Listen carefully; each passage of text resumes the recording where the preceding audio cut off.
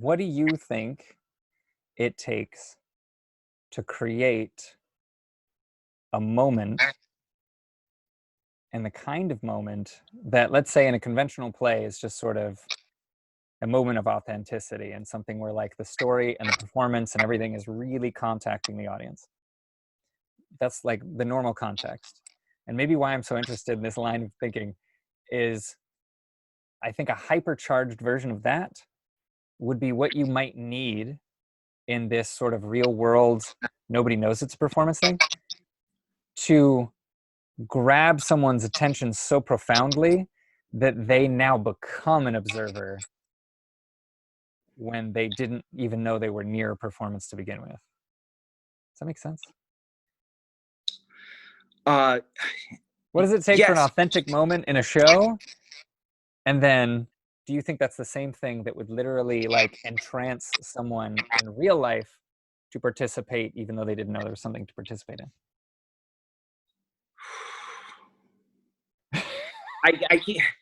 I keep thinking about that, the elasticity clause in the social contract you are describing. Wait, what? Okay, talk more about that. Yeah, so they wouldn't know that they're an observer, so there's a particular social contract there, whether you're at a bar, let's say that, so you are just near each other doing your own thing, then the circumstances change. Yes. There is now a scenario that be some sort of like portal opening. Yeah. But so once the scenario begins to bloom, you have a choice. Do I engage? Do I not? But at that point, I think if you as the performer have done your job properly, you have completely split the focus of the people around you, the people who can potentially become enraptured in your scenario. What do you mean split their focus?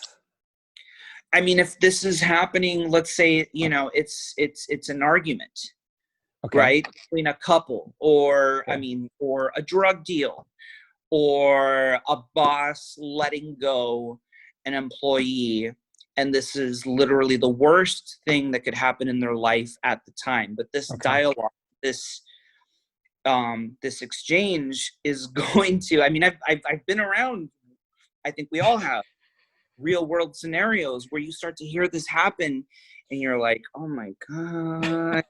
And so what I'm exploring is that then your focus becomes split because you are there either purposefully getting trashed by yourself, or you have company. Okay. Right. Yeah. And then this starts happening adjacent to you. Right. I don't know. I'll make I statements. For me, immediately my focus becomes split.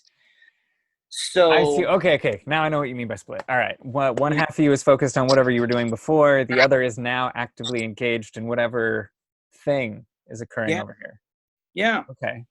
So I guess what I'm asking is, how would you literally take it from half to fully engrossed in this, versus whatever the hell you were doing over here with your drinking with your friends?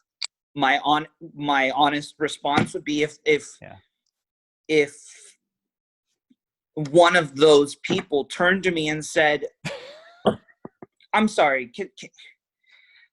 this person is firing me for X, Y, and Z.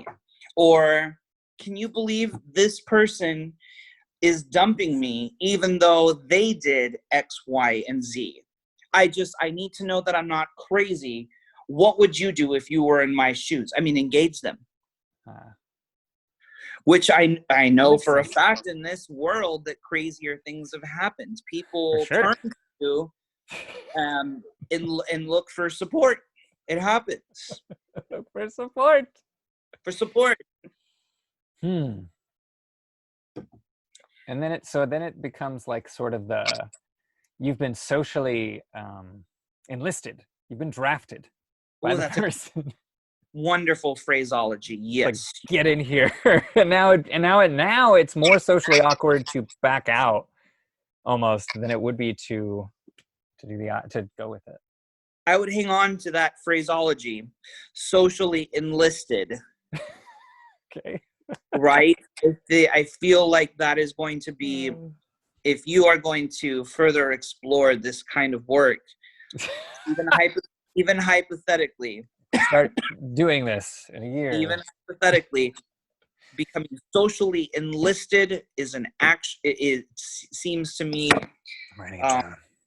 Seems to me the most apt description of what is happening. Because and I'm also relating to it outside of this performance framework. I feel like I have been socially enlisted a number of times in things where I'm like, I've been shanghaied. I had a plan, I had a thing. I was doing stuff. And now I've been socially enlisted in this thing. Yeah. Do you think that ties or connects at all to what makes a moment in a show really sing? Like really get people? Oh, I kind of love where you're going with this, because now that I really think about it, if I've done my job mostly as a writer, okay, yeah, I think this is sort of the hat that I'm wearing as a writer. If I've done my job, I want these people to feel socially enlisted in my agenda, which is not usually all me setting up shop on myself. Usually, the humor might be specific, but the message is, I think, one that is usually anthropological and philanthropic, right? The reason that I'm really pushing a narrative, a script, a show, or if I'm directing something, I'm trying to find my way into how this can, again, blue collar artist, how can I make things better? Even if the vehicle is like raunchy or vile or super R-rated. Right. With that audience, how can I improve our situation? So would you say that that's an important piece of it, that like, because before you were saying escapism for stories, is that part number 2 to facilitate change?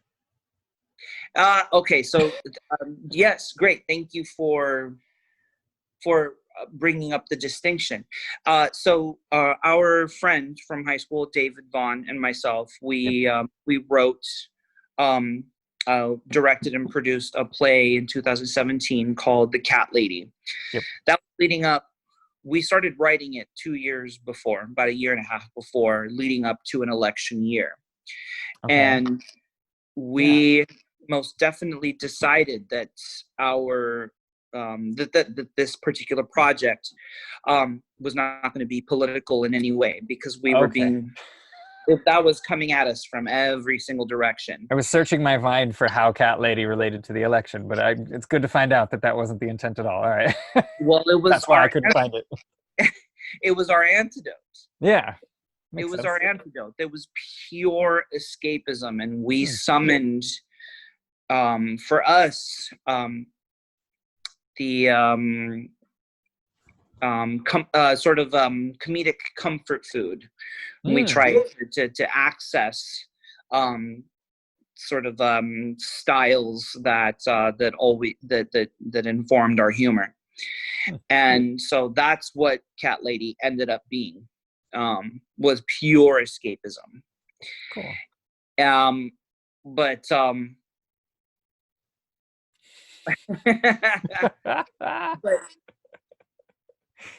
but so the antithesis to that would be a piece where you are speaking to actual issues that are happening, well, that, I don't know, have happened historically or present, or that you are you know, projecting into the future, and this is where you think, you know, you're still trying to get people to go along on that.